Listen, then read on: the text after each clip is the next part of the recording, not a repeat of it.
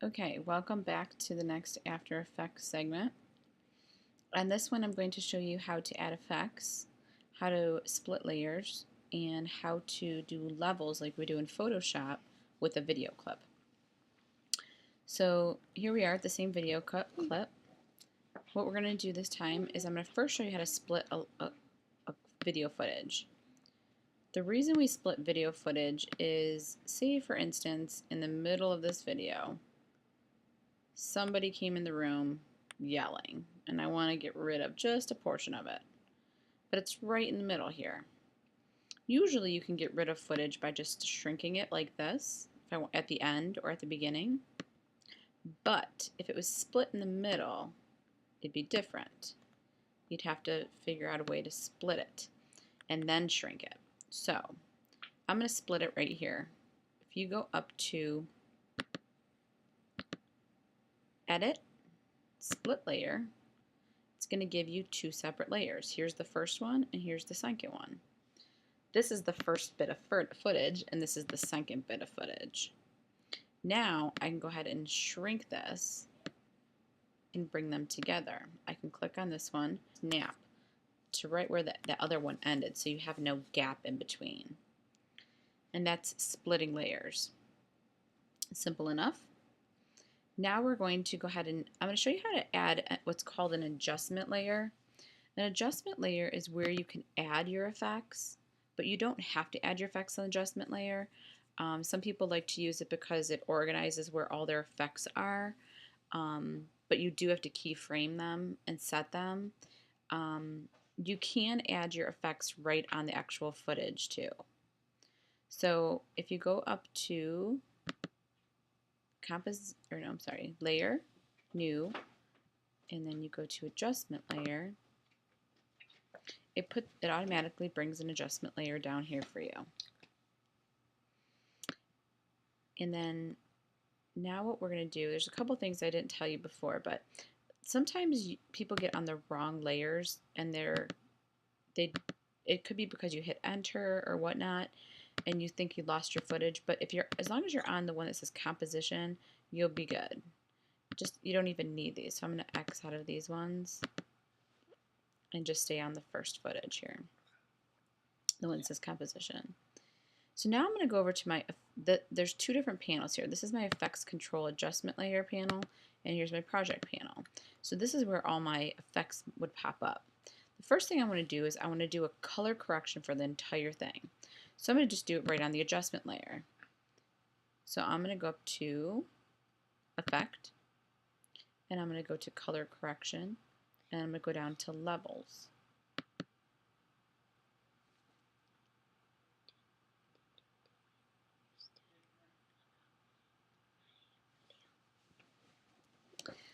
And what's going to happen is over on the left side where the control panel is, you're going to see the different options. It still looks a little bit different than Photoshop, but you can still do the same things. They're just laid out differently. This is your input black if you want to go darker with it, or lighter with your blacks, your darks. And then you have your input white.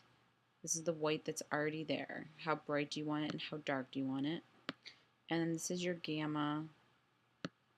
And then you have your output black and your output white. For every video you turn in, you should always adjust your colors so that they look, the best they possibly could. So make sure you play with levels. If you go into the adjustment layer down here and you click on the little arrow, you'll see if you click on the effects, you'll see that we have added levels to the adjustment layer. So if you arrow click on it, you have here options where you can set the stopwatch and set keyframes. And you would do that right here.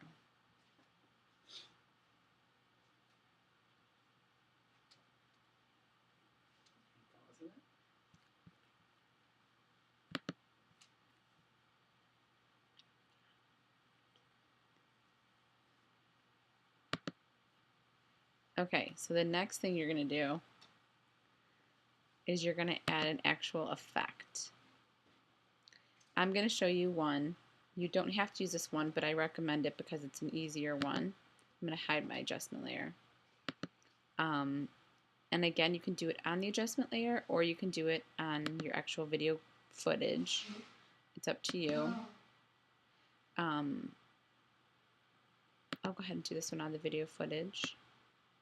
I'm going to move it up and do it for the second part here.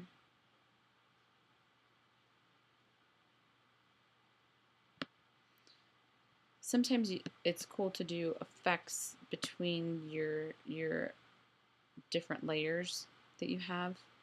So what I could do is I can go on to this one, this clip first, and add an effect for this to spin out and then it to spin in the opposite way on this layer.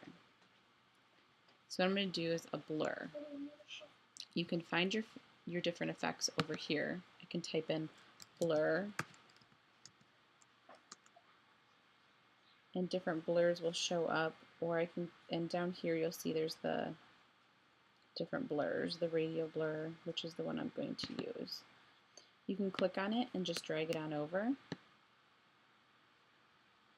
onto your footage, or you can go to effect and you can go into blur and sharpen and then click on radial blur and it'll pop up too. Either way is fine. And because I drug it out, it might have actually showed up here, and it did. It showed up on my adjustment layer, which is fine. So what I'm going to do is you can play with your radial blur up here, or you can set and stop your keyframes over here so you know where your time frame indicator is of where you want your blur to actually show up.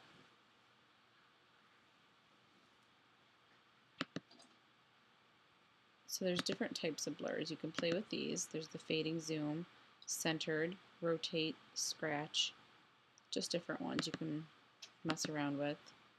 We'll go with the centered zoom. And then there's the amount of the actual blur, the quality, and the center of it. You're going to want to stop and start the amount for sure. So set it at 0 to start. I'm actually going to move that back a little bit. And then when it gets into like right in between the two clips is where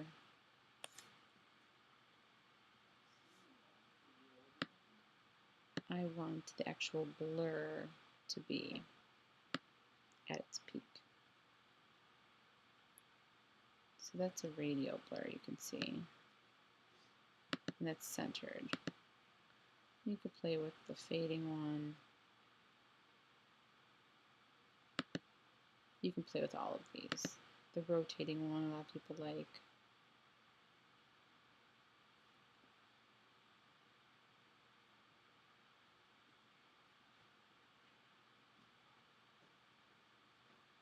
Which looks like that. I kind of like the center one, so I'm going to go with that one. And then I'm going to move my time frame indicator up a little bit more.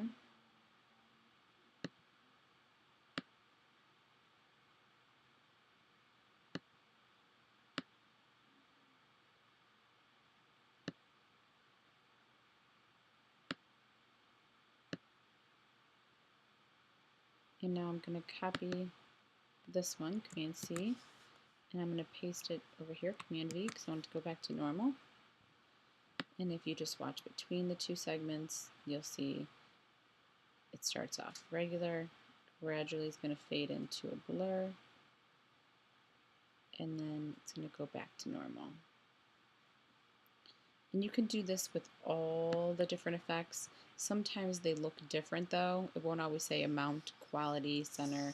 You'll have different aspects that you can use on each one of the effects. So it's just a matter of playing around with them and making sure you set your stopwatch and set your keyframes. Those are the most important things.